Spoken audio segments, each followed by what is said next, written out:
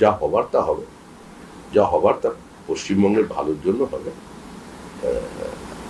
ঘোষণা সর্বস্ব সরকার হবে না, খেলা মেলা উৎসবের সরকার হবে না। যে সরকার হবে হয়েছে সেটা ইতিবাচক দিক নিয়ে হবে।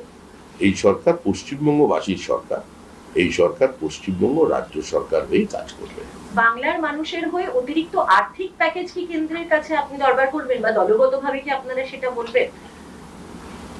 দলগতভাবে আমরা কি বলবো সেটা তো আমরা সংবাদ মাধ্যমে বলবো না। আমাদের দল কোনো আঞ্চলিক দল তো নয়।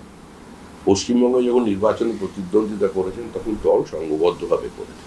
প্রধানমন্ত্রী থেকে শুরু করে ভিন্ন ভিন্ন রাজ্যের যারা সভাপতি ছিলেন, যারা কর্মী ছিলেন, তারাও এই নির্বাচনে অংশগ্রহণ করেছেন।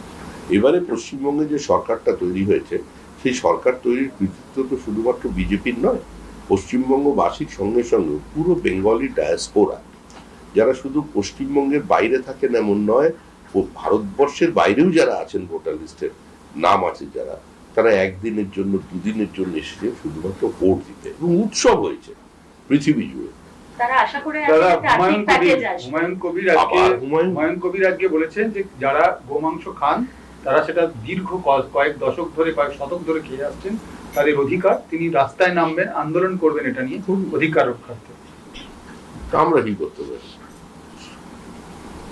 তারা তাদের কাজ করবে। গণতান্ত্রিক দেশ। কেউ যদি বলে আমি মূলো খাবো, খাবে। কেউ যদি বলে আমি গোমাংস খাবো, খাবে।